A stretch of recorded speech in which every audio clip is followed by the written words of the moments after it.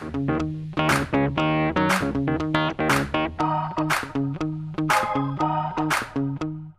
I'm Rosalie Gilchrist. Thanks for joining us this evening for ARC TV. We're at Meadowview Convention Center in Kingsport with a very special guest that's flown in from Michigan today, and I'm going to let him introduce himself.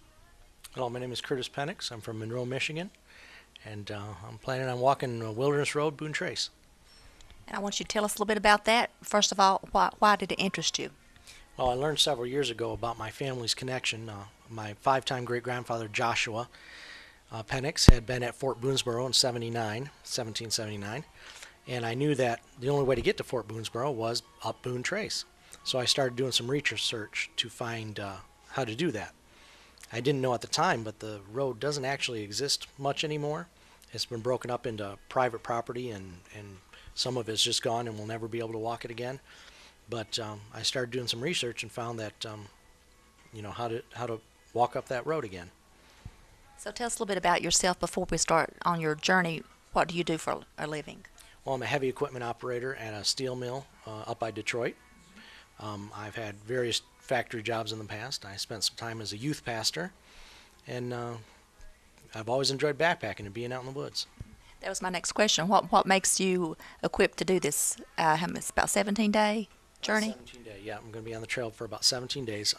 I basically grew up in the woods. My dad would take me out of school, and whenever there was a hunting season going on, deer hunting, turkey hunting, bear hunting. So I practically grew up in the woods when I could. I love being out there. I sort of took up backpacking about 6 or 7 years ago as another way to keep getting back in the woods when there's no hunting season going on. I've done a few backpacking trips, nothing as extravagant as this one. Okay. We just finished a really nice meal here at the Meadowview Convention Center, and I think he had a Reuben sandwich, but they told him he would not get on the trail. What do you plan on eating on the trail? Well, it's basically all just homemade foods. I don't have any of the prepackaged backpacking foods that you might be able to buy. For breakfast, I'm having oatmeal. For lunch, I'm having rice and beans and a thing called Logan bread. It's a high nutrition, dense bread. And for dinner, I've actually created my own recipe. It's called Boon Hoosh. I call it Boon Hoosh. Now, hoosh is a type of a stew. And what I've made it out of is dried buffalo tongue, because that was a favorite of Daniel Boone's. Yummy. And also I added some more buffalo meat in there. You dry that into like a jerky. You powder it, and then you mix it with tallow. And what that makes is a thing called pemmican. And that was actually an ancient Indian energy bar. Well, to make hoosh, you add that to hot water, melt it down, get it all mixed up, and you add some sort of bread to it. In the old days, they would add hardtack. I'm going a little more modern way, and I have pita chips that were dried. Okay. Yeah, so that you mix that together, and that's Boon Hoosh. This meal wasn't exactly made for the taste in mind. It's highly nutritious. It's going to keep me going. Okay. And keeping you going is the key here. You're going to not come off the trail. You're on there for about 17 days, correct? Right. I'm going to be on there 17 days. I'm sleeping out in the open. Of course, I have a tent that I'll be sleeping in, a small one. But no sleeping under roofs, and no eating anything unless I'm carrying it. Or unless you might kill a rabbit or something like that? I asked the wife if I could do roadkill if I saw it was fresh, and she said no. Oh, okay. I hate that when that happens, don't you? So give us a little bit of history about how you're kin to the Boones. Well, I'm not actually kin to the Boones, but my five-time great-grandfather, Joshua Penix, his signature appears on a document that was at Fort Boonesboro in 1779. Now, I've done some research to try and figure out exactly when Grandpa Joshua got to the fort, and I'm assuming that it was in the fall of 79 because his name doesn't appear anywhere before that. And we know that Daniel Boone did make a trip from North Carolina back to the fort in the late summer, early fall of 79, so I assume that's when he traveled with Daniel Boone. And my great-great-great-grandfather was Jacob Castle that settled Castleswood, so we have come to determine that we may be a little bit kin, right? Yes, a daughter of Joshua Penix married a Castle boy, so we're kin in some way. Some way, yeah. I'm going to pass the microphone over to Ernie. He's been really interested in Daniel Boone and really interested in, and he set up this meeting with this gentleman and has been following it and will actively follow it through the completion of the walk on the trail. And I think Ernie even plans on walking on the trail maybe 5 or 6 steps. But I'm going to let him talk with him in just a little bit and get some of the things out that he's been interested in. Ernie? Yeah, Ernie Benko with ARC TV, and we're here. And tell us where we're going to start at this trip. Well, I didn't know exactly where Joshua started, so I'm adopting the trail that Daniel Boone started when he first created Boon Trace, and that was somewhere by Long Island of the Holston here in Kingsport, Tennessee. Now, most of the island is a factory now, so I'm not actually going to be on the island. I'm going to start out at Netherland Inn, which is across the river from the Right. island. And then where are you going to? Well, I'm going to try and follow as best I can the route that Daniel Boone took. We know that he left Long Island out of Halston with some of the men that were going to cut the road with him. He went to Anderson Blockhouse, gathered some more men, and then headed west to Martin Station. Okay. Do you know if he went through Duffield or not? I believe he did. He went through Duffield, and he actually went up Powell Mountain through King Gap.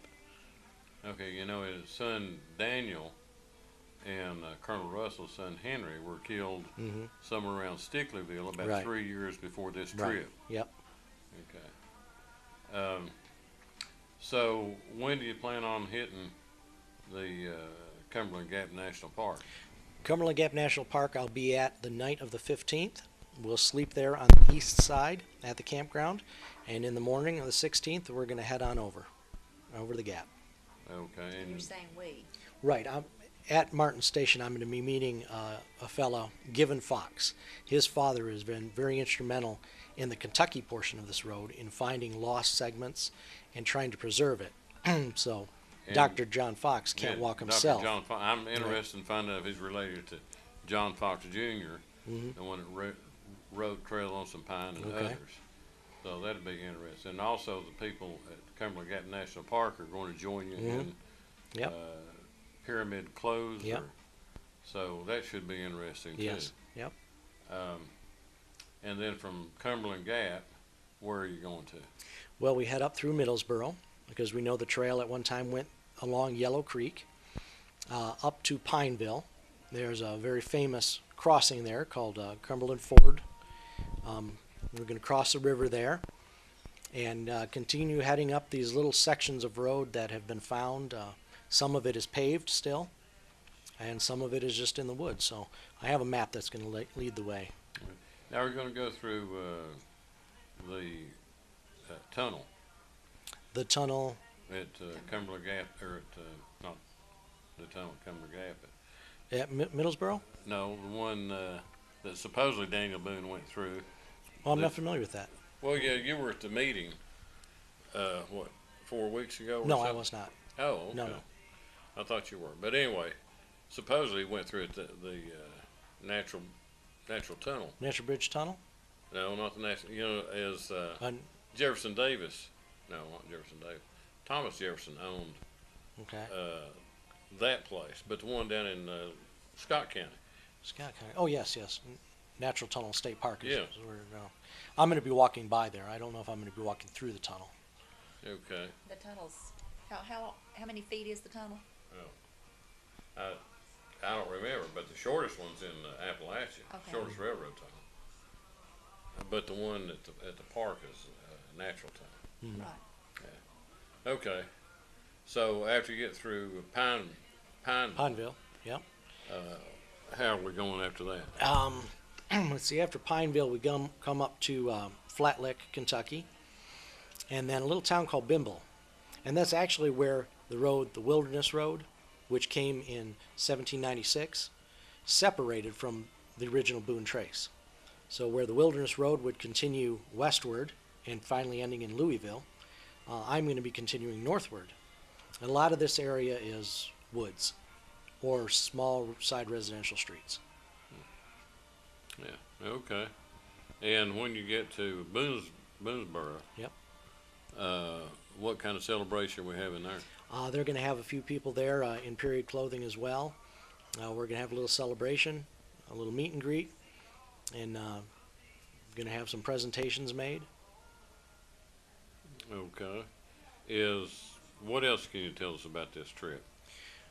Well, How long did you plan it? I've been planning it for about a year now. Initially, there wasn't a lot of people that knew about it. I really planned on doing it just myself, but I also didn't know the history that this road has. And it's no wonder that so many people are just coming out of the woodwork wanting to Like see, us. yeah, wanting to see somebody walk up this road. I assumed when I first heard about it that when I learned the history that certainly this road must be continue to be traveled. But it's been broken up into so many small pieces, falling on private property. Maybe somebody created a dam that flooded a valley, and now the parts of the trail can't even be walked anymore. But we're going to try and put it back together. We're going to try and connect those dots. Well, not only that is after Daniel Boone blazed the trail through Cumberland Gap, 300,000 to 400,000 people went through Cumberland Gap to settle Right. the West. Yep. And at one time, something like 70% of the people west of Cumberland Gap were related to somebody Right. back here. Yep. And from what we've talked about over dinner, that's still true. Yeah. So you just met another one of your cousins Yep. here. Yep. And no telling how many more are out there. Right. Right. Is extremely interesting story. And we want to keep up with you and your family and your trip and how we can document it and work with you in any way. And of course, this is going to be on the internet. And we're working with several other foundations in order to secure more money so we can keep up with you and your travels. And I'd say you're going to be Mr. Tourist Director of Kentucky before this is over. Did you say your wife's going to have a blog to keep up with I this? have a website that I'll be blogging along the trail. Awesome. You want to give that to the... Yes, it's lostinthewander.com. It's lostinthewander.com. Every day there'll be blogs going out of things that I'm saying when I'm on the trail, experiences I'm coming across, and you can follow along. Challenges. Yep.